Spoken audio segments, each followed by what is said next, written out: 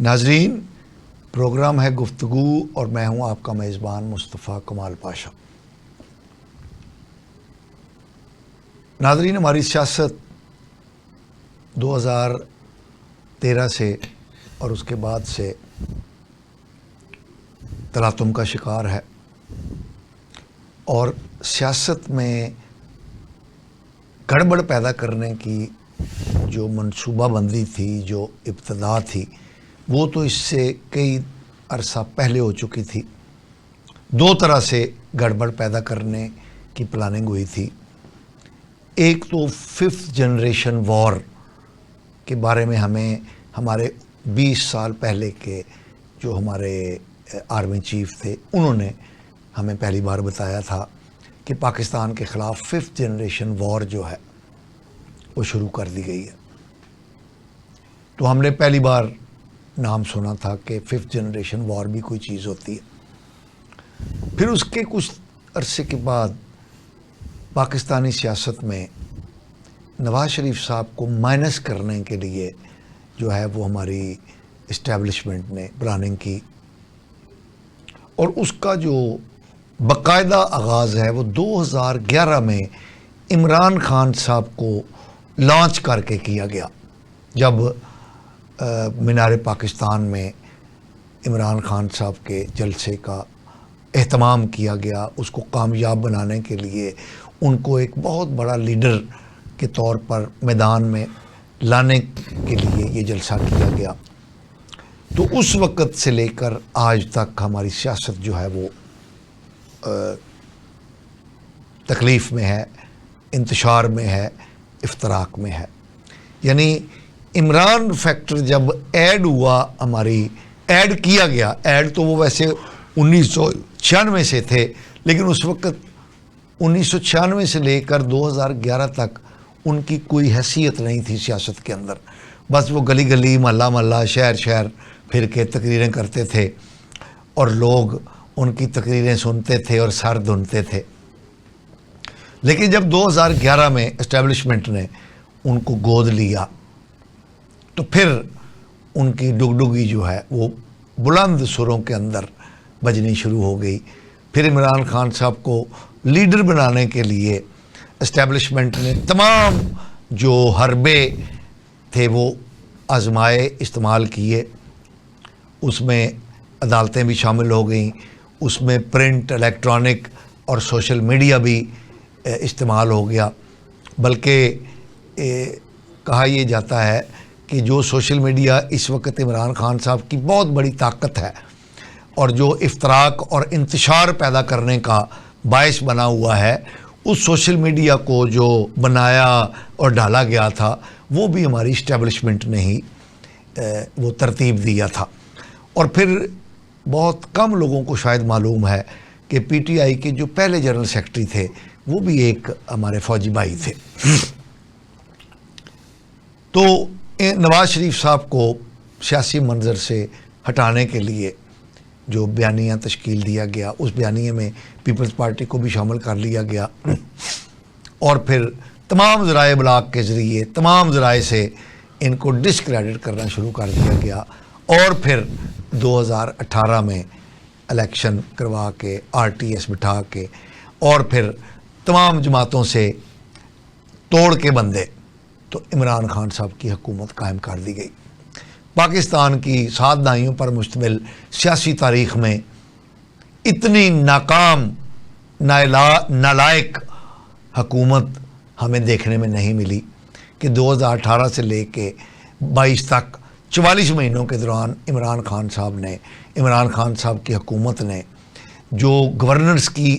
اعلیٰ مثالیں قائم کی، اس کے نتیجے میں پاکستان سفارتی سطح پر بھی، معاشی سطح پر بھی، اور ہر لحاظ سے پاکستان جو ہے وہ تنہائی کا شکار ہو گیا۔ اور پھر جب پاکستان کی معیشت دیوالیہ ہونے کے دانے پر پہنچی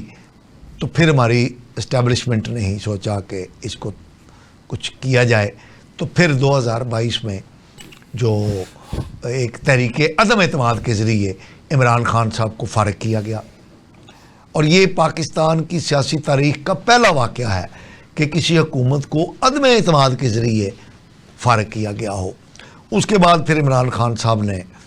اسٹیبلشمنٹ کو بھی نشانے پہ لے لیا اور وہ اب تک اسٹیبلشمنٹ اور اس سے جتنے بھی جڑے ہوئے سیاسی جماعتیں ہیں یا حکومتیں ہیں ان کو وہ گرانے کی فکر میں لگی ہوئی ہے. کہا یہ جا رہا ہے کہ بات چیت ہی تمام مسائل کا حل ہے. دیکھنے میں تو یہ بڑی اچھی بات ہے کہ بات چیت ہونی چاہیے، لیکن پی ٹی آئی اور عمران خان صاحب ہر دور میں بات چیت کے دعوت کو بڑے برے طریقے سے دھتکارتے رہے ہیں، کیونکہ وہ کہتے تھے، ان کا بیانیہ یہی تھا کہ یہ جو سیاستدان ہیں جو ان کے مخالف ہیں، بالخصوص نون لیگ اور پیپلز پارٹی، ویسے تو وہ مولانا فضل الرحمان کو بھی اور دیگر جو علاقائی ریجنل پولیٹیشنز ہیں ان کو بھی برے برے ناموں سے پکارتے رہے. تو بات چیت کرنے کا مطلب یہ ہے، ان لوگوں کے ساتھ بات چیت کرنے کا مطلب یہ ہے، سیاسی ڈائلاگ کرنے کا مطلب یہ ہے کہ عمران خان صاحب کی سیاسی موت واقع ہو جائے. تو اس لیے وہ ہمیشہ یہ ہاتھ جھٹک دیتے رہے. لیکن اب لگتا ہے کہ شاید وہ بات چیت کے لیے تیار ہیں، کیونکہ ان کی لیڈرشپ نے کہنا شروع کر دیا ہے کہ فرشتے ہوں یا انسان ہوں، ہم بات چیت کے لیے اور بلا شرط بات چیت کرنے کے لیے تیار ہیں. ہمارے ایک انتہائی سینئر مبصر تجزیہ کار میاں لیاقت صاحب بات چیت کے بڑے ایڈوکیٹ رہے ہیں. ویسے وہ ایڈوکیٹ بھی ہیں، ہائی کورٹ کے ایڈوکیٹ ہیں، تو وہ اس کی ایڈوکیسی بڑی کرتے رہے ہیں کہ جی بات چیت ہونی چاہیے، بات چیت ہی حل ہے، عمران خان صاحب کو اور پی ٹی آئی کو سیاسی سپیس دی جانی چاہیے، دیوار سے نہیں لگانا چاہیے. تو بات تو یہ ان کی اچھی ہے. تو اب عمران خان صاحب یا پی ٹی آئی لگتا ہے کہ بات چیت پر آمادہ ہیں. تو آئیے ہم ان سے پوچھتے ہیں کہ کیا نئی صورتحال انہیں ابھرتی ہوئی نظر آ رہی ہے. میاں لیاقت صاحب بہت بہت شکریہ کہ آپ ہمارے پروگرام میں تشریف لائے. کیا دیکھ رہے ہیں؟ تھینک یو ویری مچ جی پاشا صاحب، آپ نے مجھے اپنے خیالات کا اظہار کا موقع دے رہے ہیں تاکہ میں آپ کے ساتھ جو میری سوچ ہے میں اس کو شیئر کر سکوں آپ کے ساتھ، آپ کے ناظرین اور عوام کے ساتھ. دیکھیں، جو آپ نے انٹرو اپنے میں کہا وہ تو اس میں کوئی بات میں ذرا برابر بھی کوئی غلطی یا جھوٹ یا کوئی ہم کہیں کہ وہ حقیقت کے مبنی نہیں ہے آپ کا بیانیہ، تو وہ تو بالکل درست ہے آپ کا انٹرو کہ 70 سال سے ہم لوگ مختلف سیاسی عدم استحکام ہمارے ملک میں رہا ہے اور وہ مختلف قوتوں کا پیدا کرتا رہا ہے، جسے آپ اسٹیبلشمنٹ کہہ لیں. اسٹیبلشمنٹ دیکھیں عام لوگوں کے ذہن میں اسٹیبلشمنٹ یہی ہوتی ہے کہ جی فوج ہے، جو کہ ایسا نہیں ہے. جب اس وقت کے جو بھی جس ٹائم پہ بھی کوئی اس طرح کا کام ہوتا اس وقت کی فوج ایک میجر کمپوننٹ ہے، جرنیل،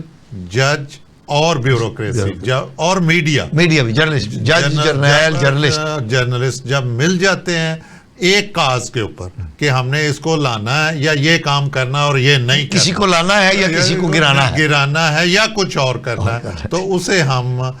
ہماری نظر میں وہ ساری جو ایک پیج پہ آ جاتی ہیں ساری قوتیں، ان کو اسٹیبلشمنٹ کہتے ہیں. نو ڈاؤٹ اس میں بہت بڑا فیکٹر جو ہے نا ہماری فوج کا ہے. ڈنڈا جس کے ہاتھ میں مین وہی پاور جو ہے نا، مطلب سٹک جس کے ہاتھ میں وہ تو ظاہر پاور ہے جس نے ہانکنا ہے سب کو. اگر کوئی نئی لاجک سے مان رہا تو پھر سٹک سے ہی ہانکا جائے گا. رہ گئی بات دوسری جو آپ نے کہا کہ بات چیت، دیکھیں تمام دنیا میں انٹرنیشنل یا جتنی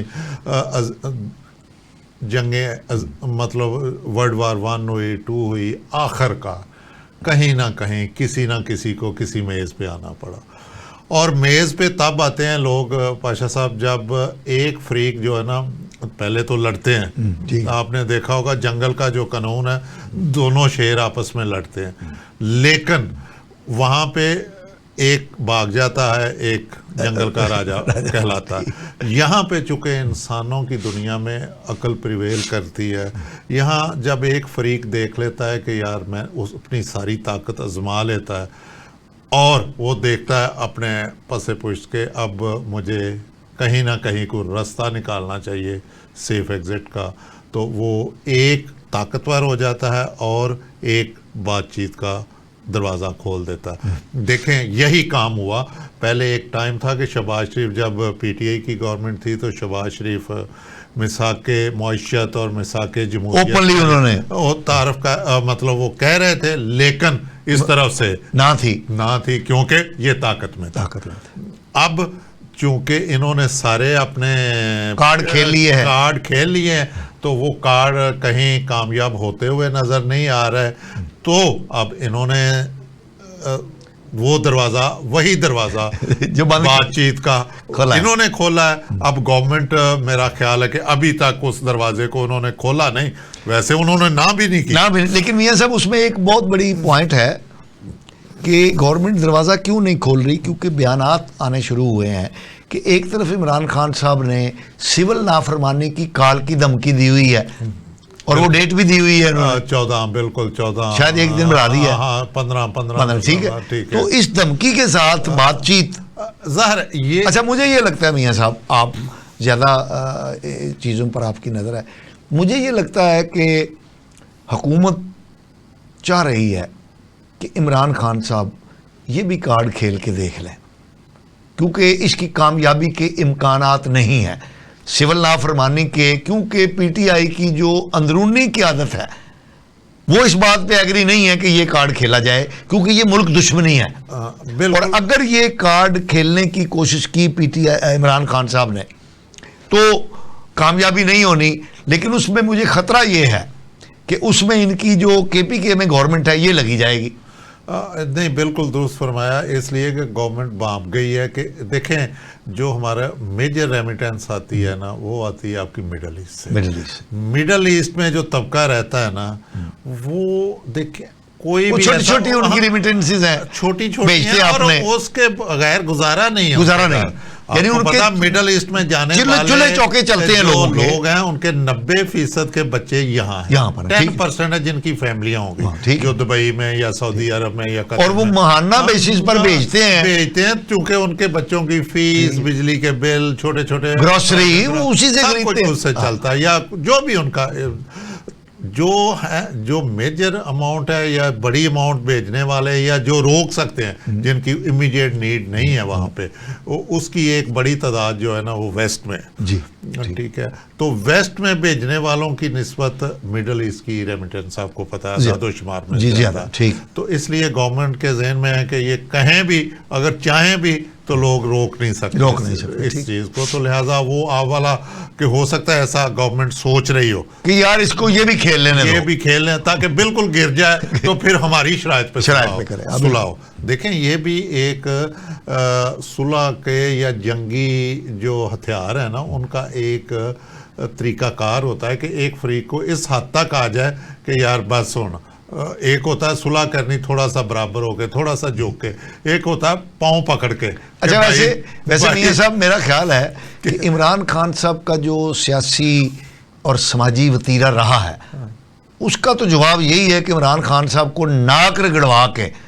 پھر ان کو بات چیت پر لایا جائے، ٹیبل پہ لایا جائے، ان کو سپیس نہ دی جائے، کیونکہ ان کی حرکتیں انہوں نے جو کچھ کیا ہے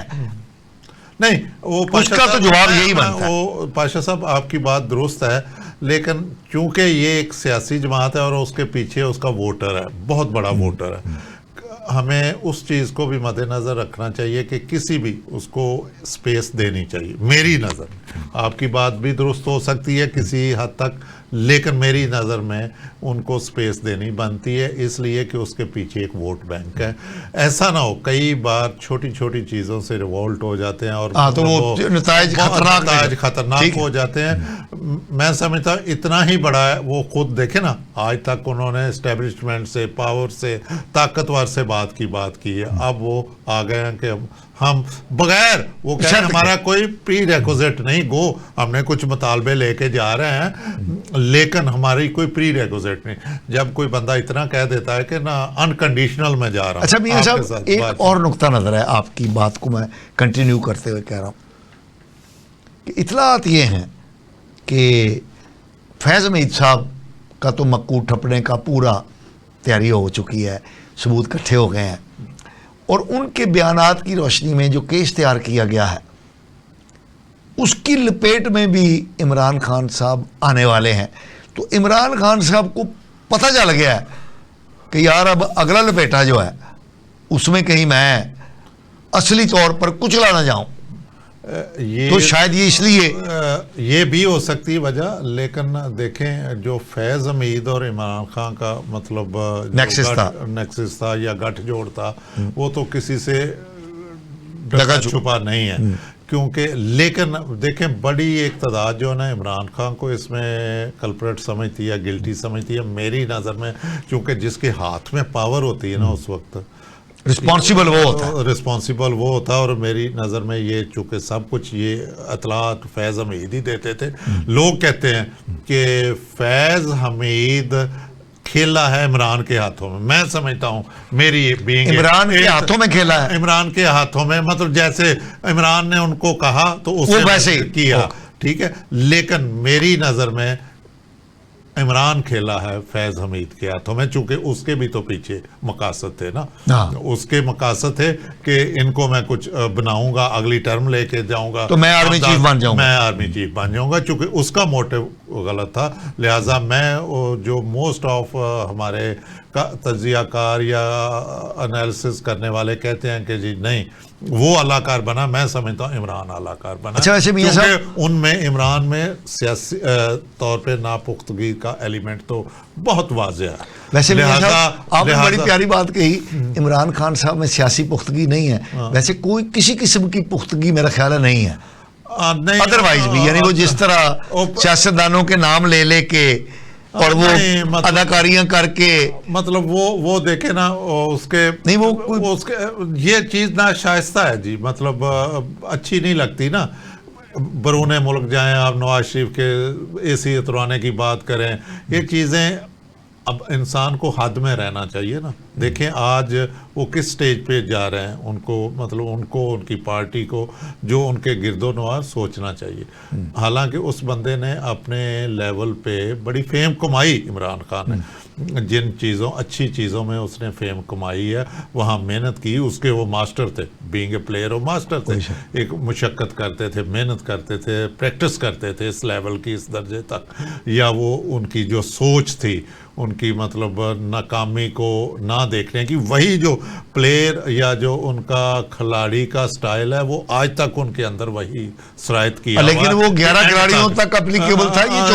یہ 24 کروڑ آگے عوام بھی ہے. یہ پلیئر تو سیاسی پلیئر تو کچھ کم ہے, لیکن آگے جو ہے نا وہ بہت بڑی ایک تعداد ہے جن کا جو کھانا پینا منحصر ہے. پھر انٹرنیشنلی یہاں پختگی چاہیے تھی, جو کہ انہوں نے اس لیول کی پختگی یہاں نہیں دکھائی, کیونکہ وہ کبھی فیض حمید کے باتوں میں آ گئے, کبھی کسی باجوہ صاحب کی باتوں میں آ گئے, اور کبھی کسی اور سیاستدان جو ان کے مفاد پرست لوگ تھے اپنے. اور سب سے بڑا ہماری نظر میں وہ جو خواتین کا گھیرا ان کے گرد تھا, فرح Gogi and Bushra be be, جو کہ ابھی بھی وہ ان کو اون کرتے ہیں. میں سمجھتا ہوں کہ جو میں فیصل واڈا کی باقی باتوں سے تو متفق ہوں یا نہیں ہوں, لیکن جو ان کی یہ باتیں ہیں نا, تو اگر انہیں بچنا ہے تو انہیں بی بی سے کنارہ کشی کرنی چاہیے میری نظر میں. تو یہ کنارہ کشی سے کیا مراد ہے؟ وہ یہی انہوں نے تو یہی کہا کہ بی بی سے چھوڑ دیں. نہیں یہ چھوڑ دے والا ہم تو نہیں کہہ سکتے, کیونکہ آگے ہی وہ 2 لوگوں کے ساتھ علیحدگی کا. اچھا میاں صاحب آپ نے بڑی خوبصورت انالوجی بیان کی ہے کہ فیض حمید کے ہاتھوں میں عمران خان صاحب کھیلے یا عمران خان صاحب نے فیض حمید کو کھلایا. دونوں صورتوں میں رسپانسبلٹی تو آتی ہے جو ڈرائیونگ سیٹ پر ہے. تو ڈرائیونگ سیٹ پر تو عمران خان صاحب تھے نا, تو فیض حمید صاحب نے جو کچھ کیا, جیسے میں آپ کو اس کی مثال دیتا ہوں. میں وہ پروڈیوسر صاحب کہہ رہے ہیں کہ وقفہ لے رہے ہیں, میں یہیں سے پھر مثال سے اگلی بات شروع کروں گا اور آپ سے پوچھوں گا. ناظرین میاں لیاقت صاحب ہمارے ساتھ شریک گفتگو ہیں. ہماری یہ گفتگو جاری رہے گی. ہم ایک شارٹ بریک پر جا رہے ہیں, ہمارے ساتھ رہیے گا. Welcome back. ناظرین, وقفے میں جانے سے پہلے بات ہو رہی تھی کہ کس نے کس کو استعمال کیا. تو میرا نقطہ نظر یہ ہے کہ جس نے جس کو مرضی استعمال کیا ہو, الٹیمیٹ رسپانسبلٹی اس کی ہوتی ہے جو ڈرائیونگ سیٹ پر ہوتا ہے. ہماری تاریخ کے اندر یہ ایک واقعہ موجود ہے کہ ذوالفقار علی بھٹو صاحب نے فیڈرل سیکورٹی فورس کے چیف مسعود محمود کو حکم دیا تھا کہ نواب احمد رضا قصوری کو شوٹ کر دیا جائے, قتل کر دیا جائے. اور وہ ان کی بجائے ان کے والد صاحب قتل ہو گئے. مقدمہ چلا, بڑی لمبی چوڑی ہیئرنگ ہوئی. تو الٹیمیٹلی ذوالفقار علی بھٹو صاحب نے خود تو گولی نہیں چلائی, لیکن حکم کیونکہ ان کا تھا تو ان کو بھی اس جرم کے اندر پھانسی کے تختے پر لٹکا دیا گیا تھا. میاں صاحب, فیض مید صاحب نے جو کچھ کیا, فیض مید صاحب تو کہیں گے کہ جناب میرا تو پرائم منسٹر صاحب کے میں انڈر تھا, ان کے لیے میں نے کیا, ان کے حکم پر کیا. اس وقت ڈی جی آئی تھے, لیکن آئین کے مطابق, قانون کے مطابق ان کی بھی کچھ ذمہ داریاں تھیں اور انہوں نے بھی آئین پاکستان سے وفا کا عہد لے رکھا تھا, اور پرائم منسٹر کے پاس بھی وہی آئین پاکستان کے تحت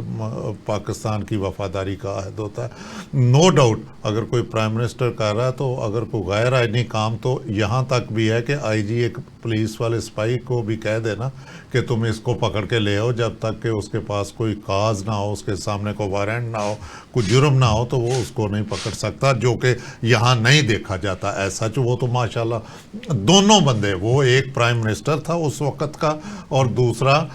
D G I S I تھا. That is the most powerful position in Pakistan.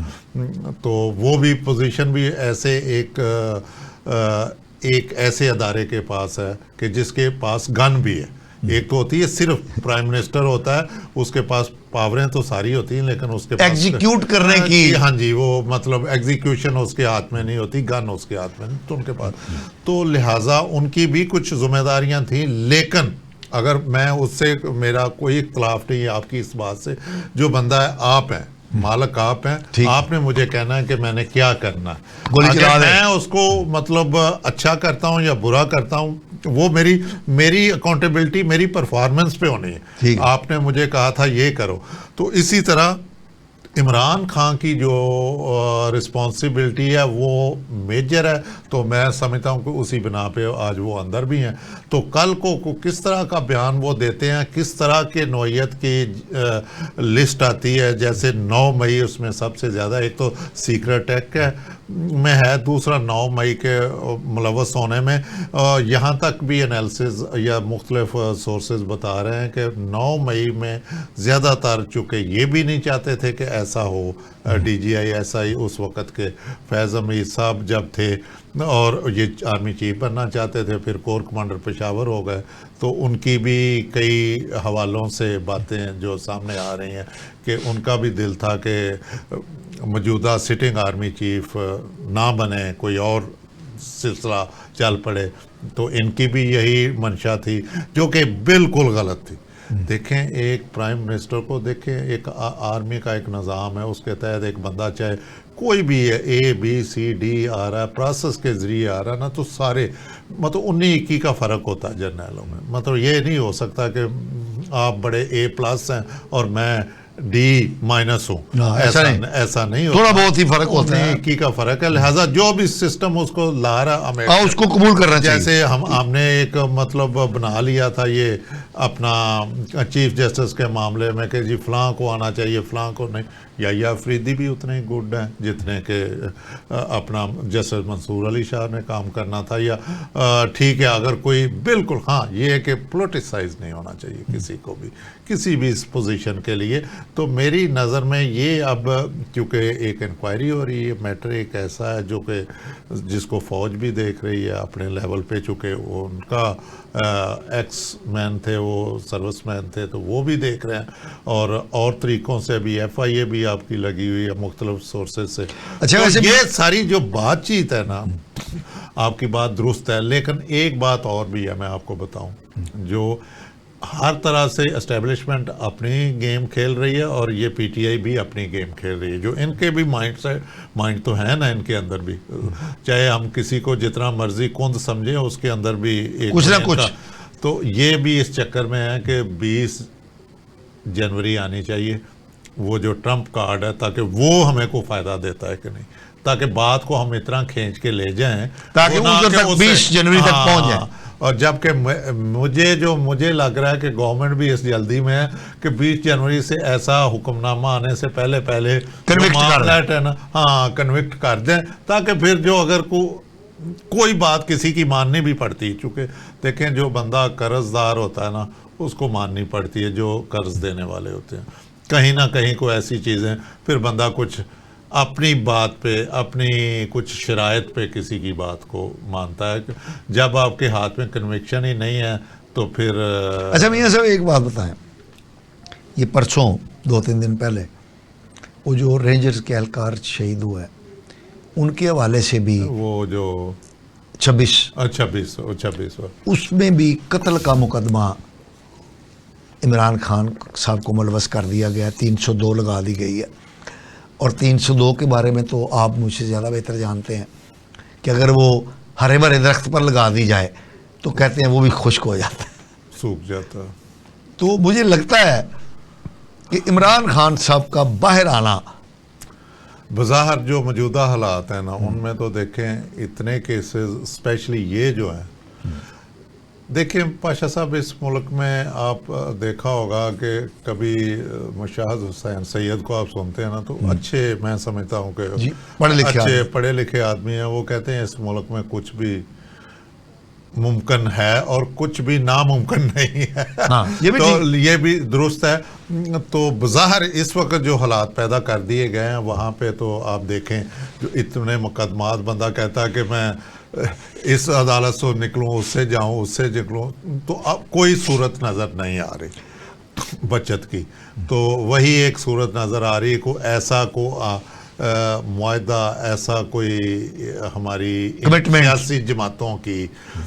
ایسی کوئی ان کے درمیان ڈیل ہو جائے جس میں ڈیل ہو جائے، اس ڈیل کے اندر ڈیل ہو جائے تو پھر ممکن. اچھا ایک اور فیکٹر میاں صاحب بڑا بیان ہو رہا ہے کہ حکومت کی جو ریلیکٹنس ہے،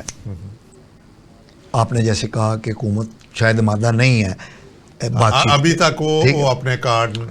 بالکل اوپن ہو، اس نے دروازہ نہیں کھولا. اچھا اس میں ایک بات جو بڑی بیان کی جا رہی ہے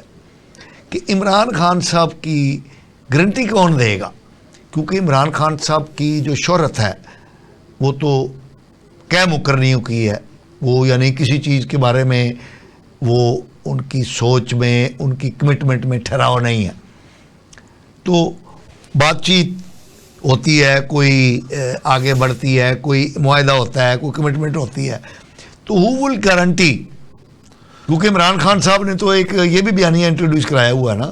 کہ کیا مقرری جو ہے یہ تو ایک سیاسی چال ہے، کوئی قرآن و حدیث تو نہیں ہے کہ اگر ان کے درمیان کوئی اس طرح کی بات ہوتی نا گرنٹر والی، یا کہ یہ نہیں کہیں گے یا یہ نہیں کریں گے، یا یہ کوئی سیاسی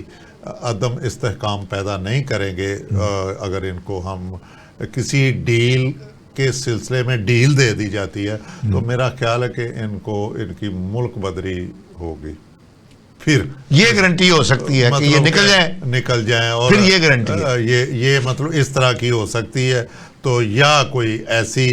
کوئی اور آپشن نکلا ہے جہاں ان کو سیاسی، اگر وہ ان کا ہوتا ہے کہ یہ کم از کم، میں نے آپ کو پہلے بھی کہا تھا کہ ہم نے، ہماری اسٹیبلشمنٹ نے مل کے اب یہ ڈیسائیڈ کیا ہوا کہ ہم نے یہ جو آئی ایم ایف کا پروگرام ہے نا، اس کو مکمل کرنا. یہ 3 سال تو میں نہیں سمجھتا مجھے عمران خان صاحب کو کوئی ڈیل ملے. یہی سٹنگ گورنمنٹ میں چاہے پی ایم بدل جائے, کیبنٹ بدل جائے, کچھ ہو لیکن سسٹم یہی چلے گا. سسٹم یہی چلے گا کیونکہ ہمارے پاس پیسے ہی نہیں ہیں. اگر آپ ڈی ریل کر دیتے ہیں تو پھر کیا ہوگا؟ تھوڑا بہت جو بہتری ہوئی ہے یہ پھر الٹ پلٹ ہو جائے گی. مطلب جو چیزیں آپ کو مل رہی ہیں تو. اچھا میاں صاحب,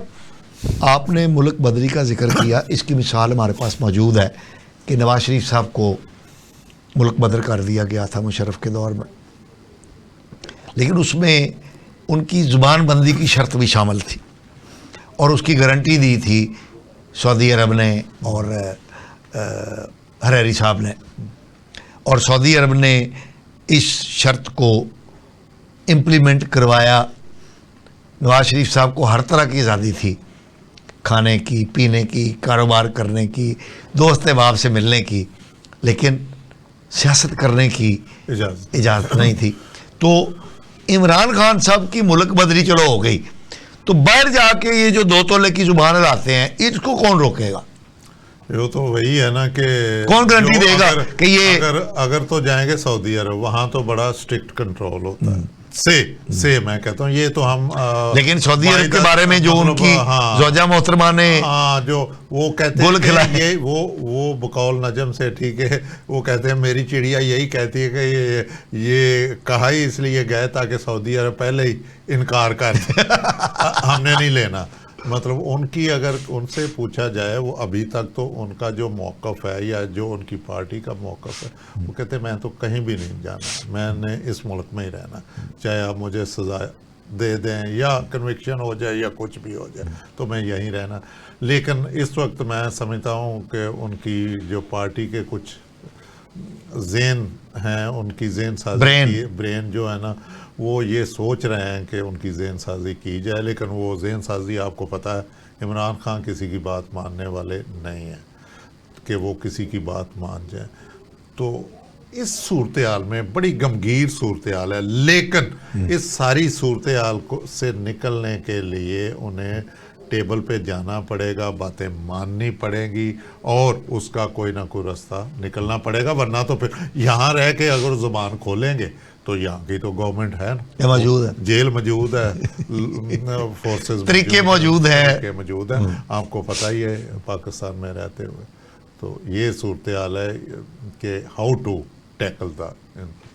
اچھا میاں صاحب, ہم کیونکہ پروگرام کے آخر کی طرف جا رہے ہیں, یہ جو مولانا فضل الرحمان کا 26ویں آئینی ترمیم کے وقت کی منظوری کے وقت مولانا فضل الرحمان صاحب نے ایک بہت بڑا ریکنسلیشن کا رول پلے کیا تھا, پی ٹی آئی کو بھی اس میں شامل کیا گیا, اور جو 10 میٹنگیں ہوئی تھیں اس کمیٹی کی, سینٹ کی اور اس کی کمیٹی جو اس کام کے لیے تھی, اس کی 9 میٹنگوں میں پی ٹی آئی کے نمائندے بھی شامل تھے. اور اس دوران جو پیکج ایک طے پایا تھا حکومت اور فضل الرحمان صاحب کے درمیان, اس میں اس کے نتیجے میں یہ ایک بل مدارس کی رجسٹریشن کا پیش ہوا, تو وہ صدر صاحب نے روک دیا, سینٹ نے پاس کر دیا, قومی اسمبلی نے پاس کر دیا, صدر صاحب نے روک دیا, اور اس پر فضل الرحمان صاحب سیخ پا ہیں, اور ٹھیک سیکھ پا ہے. ہاں نہیں, وہ کہتے ہیں کہ یہ آپ کر کیا رہے ہیں. دیکھیں فضل الرحمان مطلب وہ سچا ہے, اس نے اسی لیے اس کو پہلے انہوں نے جتنے ناکوں چنے چبوائے تھے نا, تو اس نے بھی گورنمنٹ کو بھی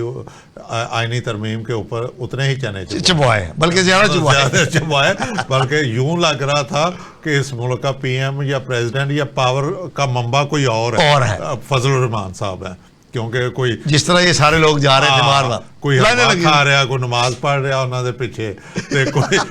کوئی انہوں دی بیٹھک کی بہ رہا, یہ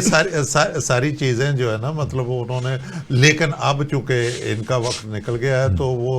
میرا خیال ہے کہ یہ اشارہ کہیں اور سے ہے. مطلب نہیں, حکومت نے تو پورا کر دیا نا, وہ بل ان کی مرضی کا نے تو کر دیا ہے نا. یہ جو صدر نے کیا ہے نا واپسی, اس کا اشارہ کوئی انٹرنیشنلی ہے, کہ یہ ہاں انہوں نے کہہ بھی دیا ہے، ہاں کہہ بھی کہ دیا یہ وہ فی ٹیف جو ہے، ہاں جی یہ اس کی طرف جا رہا ہے، لیکن میرا نہیں خیال کہ یہ کامیاب ہوگا، کیونکہ کرنا پڑے گا، کیونکہ ایک بڑی فورس ہے